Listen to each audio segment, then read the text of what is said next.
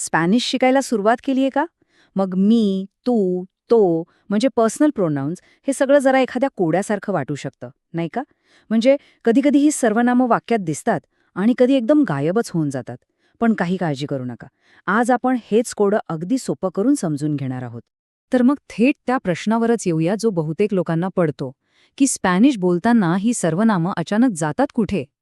बरं, याचं उत्तर स्पॅनिश व्याकरणाच्या एका खूप खास नियमामध्ये लपलेलं आहे. पण पुढे जायच्या आधी चला एक गोष्ट पटकन स्पष्ट करून घेऊया. ही व्यक्तिवाचक सर्वनामं म्हणजे पर्सनल प्रोनाउन्स नक्की असतात तरी काय? अहो, अगदी सोपं आहे. वाक्यामध्ये जी व्यक्ती क्रिया करते ना, तिच्यासाठी वापरले जाणारे शब्द म्हणजे आपले मी, तू, तो, ती, आम्ही, ते हे सगळे. ओके, तर मग चला स्पॅनिश सर्वनामांच्या या दुनियेत जाऊया आणि तिथल्या या सगळ्या महत्वाच्या पात्रांना भेटूया. चला या तक्त्याकडे एकदा बघूया. डाव्या बाजूला बघा, ही आहेत एकवचनी रूपं. यो म्हणजे मी, तू म्हणजे तू, एल म्हणजे तो आणि एला म्हणजे ती. आता उजवीकडे बघा, इथे अनेकवचनी रूपं आहेत. नोसोत्रोस म्हणजे आम्ही, वोसोत्रोस म्हणजे तुम्ही सगळे आणि एलॉस किंवा एलास म्हणजे ते किंवा त्या. आता तुम्हाला उस्तेद आणि उस्तेदेस पण दिसत असतील. ते जरा खास आहेत. त्यांच्याबद्दल आपण थोड्याच वेळात बोलूया.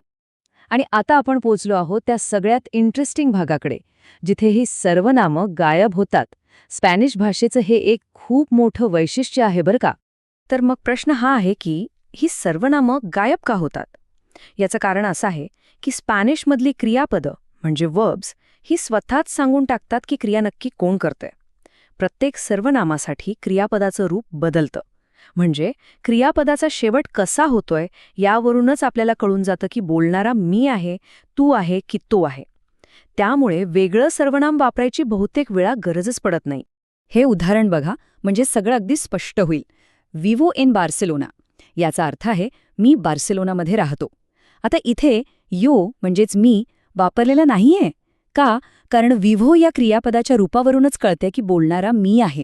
पण समजा आपल्याला जोर देऊन सांगायचं असेल की अरे दुसरा कोणी नाही, मीच बार्सेलोनामध्ये राहतो, तेव्हा आपण म्हणू यो विव्हो इन बार्सेलोना.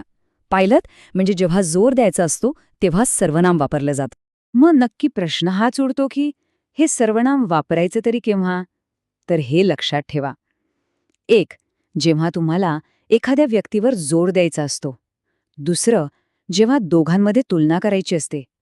आणि तिसरं, जेव्हा तो की ती याबद्दल काही गोंधळ होऊ नये असं वाटत असेल, तेव्हा सर्वनाम वापरायलाच हवं.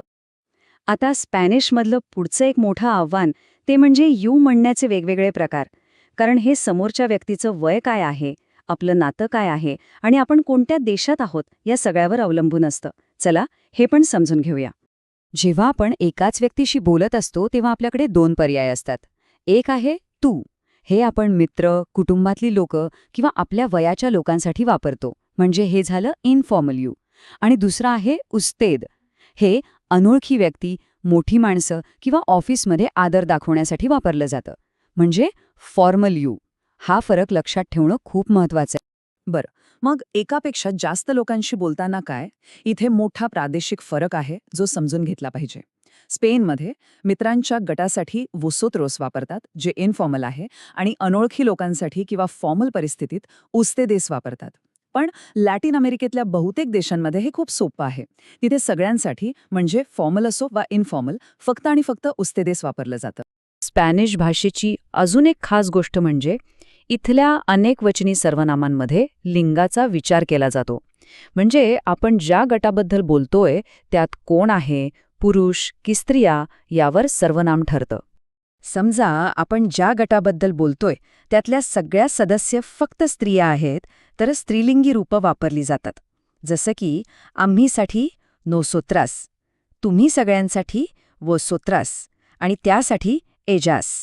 पण लक्षात ठेवा, हे फक्त आणि फक्त तेव्हाच जेव्हा गटात सगळ्या स्त्रिया असतील. मग पुल्लिंगी रूपं कधी वापरायची? तर जर गट फक्त पुरुषांचा असेल किंवा पुरुष आणि स्त्रिया अशा दोघांचा मिळून बनलेला असेल तर पुल्लिंगी रूपच वापरलं जातं. याचा अर्थ गटात समजा 100 स्त्रिया आहेत आणि फक्त एक जरी पुरुष असला तरी नोसोत्रोस किंवा एलिओस असंच म्हणावं लागतं. आहे की नाही गमतीशीर नियम? चला तर मग आपण आत्तापर्यंत जे काही शिकलो ते सगळं एकत्र आणूया आणि आत्मविश्वासाने स्पॅनिश बोलण्यासाठी काही महत्त्वाचे नियम पुन्हा एकदा बघूया.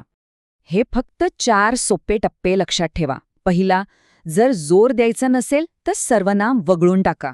दुसरा, समोरच्या व्यक्तीनुसार आणि प्रदेशानुसार योग्य यू निवडा, म्हणजे तू, उस्तेद, वोसोत्रोस किंवा उस्तेदेस. तिसरा, गटाबद्दल बोलताना लिंगाचा विचार करा आणि योग्य सर्वनाम वापरा.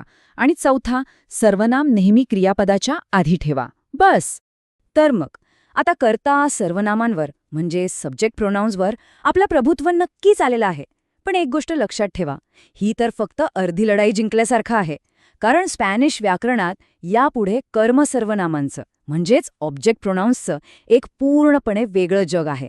त्या जगात प्रवेश करायला आपण तयार आहोत का?